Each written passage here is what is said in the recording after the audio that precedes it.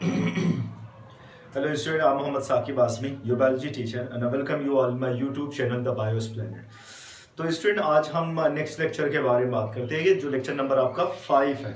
Okay, ये 5th lecture में हम किस चीज़ के बारे में बात करेंगे? आपकी डिजीज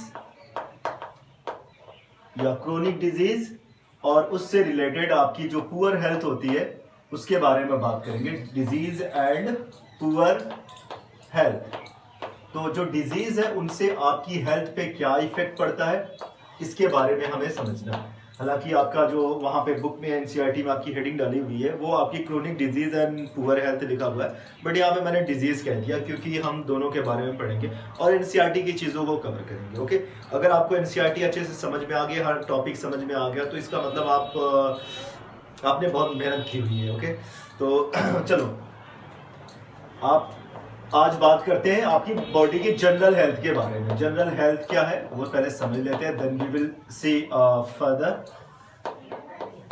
तो जनरल हेल्थ क्या है पहले उसको समझते हैं. जनरल हेल्थ हमारी बॉडी की वो कंडीशन होती है जब हम सारे नॉर्मल एक्टिविटीज़ को आसानी से नॉर्मली परफॉर्म कर पाते हैं या फिर इफ़िशिएंटली परफॉर्म कर पाते हैं, लेकिन अगर वही काम आप अच्छे से काम ना उनको परफॉर्म ना कर पाए, then it's mean you this is actually state of poor health. तो वो आपकी जो हेल्थ होगी वो पुअर हेल्थ कहलाएगी.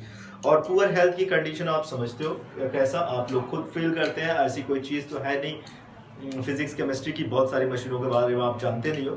ये आपकी हेल्थ है, आप इन चीज़ों को देखते हैं, इन चीज़ों को महसूस करते हैं, इनका डायरेक्टली इफेक्ट हमारी बॉडी पे पड़ता है और उनके बारे में हर कोई जानना चाहता है. तो आप भी जानना चाहते हैं because it has been happening in your body or it gonna be happen in your body or it has had been happening in your body before.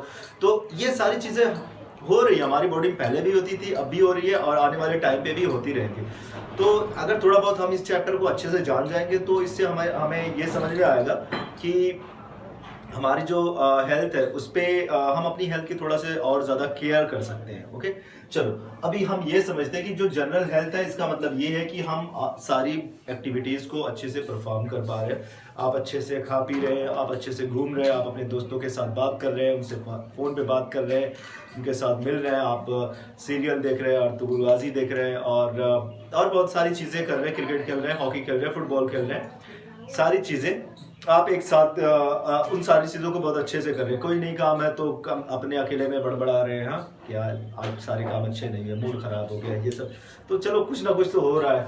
तो ये कंडीशन, तो ये जनरल हेल्थ को आपको शो करता है कि आप हेल्दी है. बट होता क्या है कि डिजीज़, जब आपकी डिजीज़ वाली कंडीशन में क्या होता है और डिजीज़ वाली कंडीशन का आपकी हेल्थ पे क्या इफेक्ट पड़ता है उसको समझते हैं. और मैंने आपको बताया 2 टाइप की डिजीज़ होती है. एक हो गया एक्यूट डिजीज और एक हो जाएगा आपका क्रोनिक डिजीज. एक हो गया एक्यूट डिजीज, एक हो गया क्रोनिक डिजीज.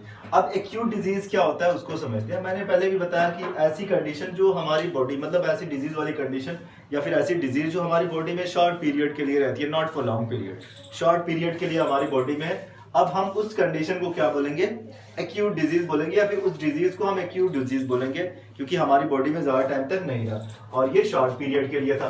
ओके, तो ये शॉर्ट पीरियड के लिए हमारी बॉडी में है, लेकिन उसका भी इफेक्ट पड़ता है हमारी बॉडी में. जैसे कि कॉमन कोल्ड हो गया, ठीक है ना, एग्जाम्पल मैं आपको यहाँ पे लिख दे रहा हूँ. कॉमन कोल्ड हो गया, आपको कफ आ रहा है, बहुत ज्यादा आपको खांसी आ रही है, आप उससे परेशान हो तो लेकिन फिर भी आप अगर देखें, ओवरऑल देखें, आपकी बॉडी पे बहुत ज़्यादा इफेक्ट पड़ा नहीं है.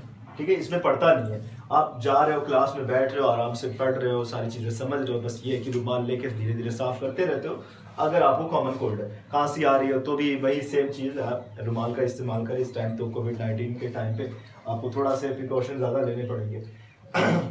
चलो, तो ये तो हो गया, लेकिन कुछ चीज़ें आपके साथ नहीं होती. आपका वेट लॉस नहीं होता, आप जो काम करना चाहते हैं वो काम आप कर सकते हैं और बहुत ज़्यादा स्ट्रॉन्ग फीवर आपको नहीं आता. आपका क्या नाम है, आपकी जो मेंटल हेल्थ है उस पर कोई इफेक्ट नहीं पड़ता और बहुत सारी चीज़ें हैं जिन पे कोई इफेक्ट पड़ता नहीं है. ठीक है ना, जैसे शॉर्ट ऑफ ब्रीदिंग भी एग्जांपल है, वो एनसीईआरटी का एग्जांपल है कि आपको ब्रीदिंग में कोई प्रॉब्लम तो नहीं है. ये सारी चीज़ें आपके साथ नहीं होती. मतलब ना तो आपको वेट लॉस की प्रॉब्लम होती है, ना तो वेट लॉस की प्रॉब्लम हो रही है, ना शॉर्ट ऑफ ब्रीदिंग की प्रॉब्लम है, ना तो ब्रीदिंग से रिलेटेड कोई प्रॉब्लम है, ना तो आपका मेंटल हेल्थ आपका डिस्टर्ब हुआ है, और ना तो क्या नाम है आपका, मैंने लास्ट में क्या बताया, जैसे वेट लॉस हो गया, शॉर्ट ऑफ ब्रीदिंग हो गया, मेंटल हेल्थ हो गया, और आप टायर्डनेस फील नहीं कर रहे हैं, means you do not feel tired, you do not feel tired, तो आप टायर्ड फील नहीं कर रहे हैं। ये सारी कंडीशन, इसमें से एक भी चीज आपके साथ नहीं है, बस थोड़ा सा प्रॉब्लम जो आई है उस चीज को आपने समझा और उसको आपने खत्म करने की कोशिश की। अब लेकिन वहीं पे जब हम बात करते हैं किसके बारे में, क्रोनिक डिजीज के बारे में, which gonna stay in your body for the long time, ज्यादा टाइम तक आपकी बॉडी के अंदर रहती है। अब इतने लंबे टाइम तक जब बॉडी में रहती है तो उससे बहुत सारी चीजें इफेक्ट आपकी बॉडी पे पड़ती है। ऐसी डिजीज क्रोनिक डिजीज होती है और इनसे होता है वही सेम चीजें, वेट लॉस आपका होता है, शॉर्ट ऑफ ब्रीथिंग की प्रॉब्लम होती है, मेंटल हेल्थ डिस्टर्ब होती है, आप टायर्ड फील करते हैं, क्लास में पढ़ाया जा रहा है, जैसे होता क्या है ना कि आपको अगर एक्यूट डिजीज आ गई, then you have common cold, आपको बार बार स्नीजिंग हो रही है, घर पे आपने कहा कि मुझे स्नीजिंग आ रही है, मैं स्कूल नहीं जाऊंगा, तो घर वाले डंडा लेके दौड़ा लेंगे, कहेंगे कि आज जाना पड़ेगा, तो स्नीजिंग आ रही है इसका मतलब ये थोड़ा है कि आप स्कूल ना जाए, जाओ स्कूल, बैग वैग पैक करके आपको दे देंगे और आपको झक मार के स्कूल पहुंचना ही है। ओके, तो ये तो उस कंडीशन में आपको एक्यूट डिजीज की कंडीशन है। लेकिन अगर ज्यादा कोई क्रोनिक डिजीज है तो ऑफ कोर्स आपका वेट लॉस होगा, शॉर्ट ऑफ ब्रीदिंग होगा, आप ठीक से ब्रीदिंग नहीं कर पाओगे, मेंटल हेल्थ सही नहीं रहेगी, लोगों को दांत काट लोगे है ना दौड़ा के, तो वो सारी प्रॉब्लम, और थके हुए महसूस करोगे, क्लास में आपका मतलब कि आप फोकस नहीं हो पाओगे, आप स्टडी नहीं कर पाओगे, हेडेक वाली प्रॉब्लम, ये सारी प्रॉब्लम, बहुत सारी चीज़ें होती है जो इसमें आप ठीक से कर नहीं पाते हो। तो एक्यूट डिजीज का कोई खास इफेक्ट पड़ता नहीं है, हम अपनी नॉर्मल एक्टिविटीज़ को ऐसे ही कर लेते हैं, अगर बहुत ज़्यादा प्रॉब्लम हुई तो 2-4 दिन एब्सेंट हुए, ठीक। लेकिन क्रोनिक डिजीज के केस में क्या होता है कि हमें एक लंबे टाइम तक हम स्कूल नहीं जा पाते हैं। क्यों नहीं जा पाते? क्योंकि हमारा वेट लॉस हो जाता है। हमारा वेट लॉस का मतलब हमारी बॉडी जो होता है ना, फूड को उतना ज़्यादा अच्छे से इंटेक नहीं कर पाती है, बिकॉज वो डाइजेशन और ऑब्जॉर्प्शन का काम भी अफेक्टेड होता है, वो तो इस तरह से नहीं हो पाता।